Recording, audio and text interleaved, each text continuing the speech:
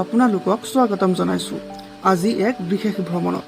এটা ভূখণ্ড য'ত ইতিহাস সংস্কৃতি জৈৱ বৈচিত্ৰ্য আৰু আধুনিক উন্নয়নে একেলগে বসবাস কৰিছে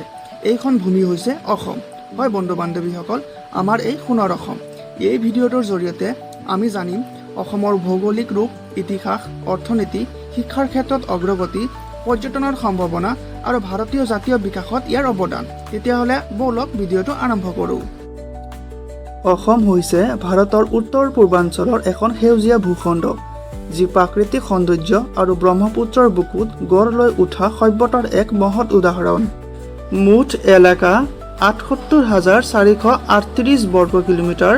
আৰু ইয়াৰ মুঠ জনসংখ্যা হৈছে প্ৰায় ৩.৫ কোটিৰো অধিক আৰু বৰ্তমান অসমৰ সৰ্বমুঠ জিলা হৈছে ৩৫টা সীমান্ত বাংলাদেশৰ সৈতে ২৬৩ কিলোমিটাৰ আৰু ভূটানৰ সৈতে ২৬৭ কিলোমিটাৰ ইণ্টাৰনেশ্যনেল বাউণ্ডাৰীও শ্বেয়াৰ কৰে অসমৰ অৰ্থনীতি মূলতঃ কৃষি নিৰ্ভৰ কিন্তু শিল্প খনিজ আৰু পৰ্যটনো গুৰুত্বপূৰ্ণ ভূমিকা পালন কৰে অসম হৈছে বিশ্বৰ দ্বিতীয় বৃহৎ চাহ উৎপাদক অসমৰ ৭,০০০ৰো অধিক চাহ বাগিচাত প্ৰায় ১০ লাখৰো অধিক লোক বৰ্তমান কৰ্মৰত ভাৰতৰ 52% চাহ অকল অসমৰ পৰাই আহে আসাম টি জিআই টেগ লাভ কৰা ভাৰতৰ অন্যতম কৃষি পণ্য ডিগবৈ তেল শোধনাগাৰ ভাৰতৰ প্ৰথম খনিজ তেল শোধনাগাৰ অইল ইণ্ডিয়া লিমিটেড ONGC তেল শোধনাগাৰ গেছ উৎপাদনৰ মূল সংগঠন অকল তেল খণ্ডতেই ৩৫,০০০তকৈ অধিক লোক বৰ্তমান কৰ্মৰত অসমৰ শিক্ষা ক্ষেত্ৰ বিশালভাৱে উন্নয়ন হৈছে IIT গুৱাহাটী ভাৰতৰ শ্ৰেষ্ঠ প্ৰযুক্তি প্ৰতিষ্ঠানসমূহৰ ভিতৰত অন্যতম all India institute of medical science national ল ইউনিভাৰ্চিটি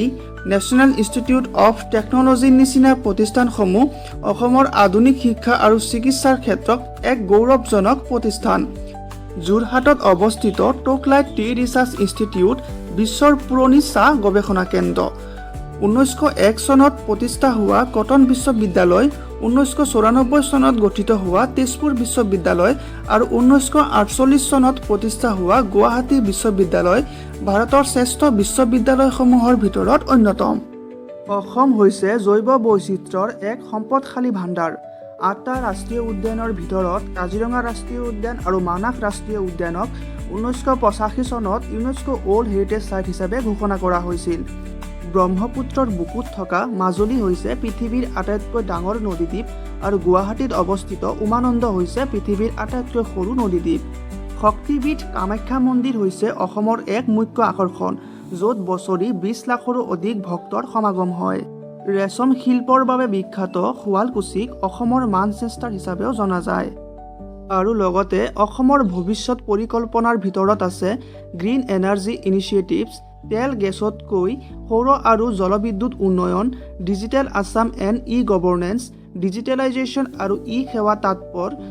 ষ্টাৰ্টআপ ইন আছাম ইয়াৰ নিজা ষ্টাৰ্টআপ পলিচি ২০২২ৰ অধীনত যুৱ প্ৰজন্মক সহায় স্কিল ডেভেলপমেণ্ট মিছন শিক্ষিত বেকাৰ যুৱকক দক্ষতা প্ৰদান মেডিকেল টুৰিজিম পটেঞ্চিয়েল ভাৰত আৰু ভূটানৰ সীমান্তত উন্নত চিকিৎসাৰ ব্যৱস্থা গঢ়ি তোলা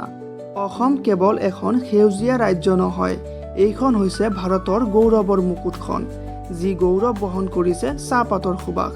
ব্ৰহ্মপুত্ৰৰ সন্তুলন গামোচাৰ মৰম আৰু শংকৰ ভূপেন হাজৰিকাৰ চিন্তাৰ সুৰ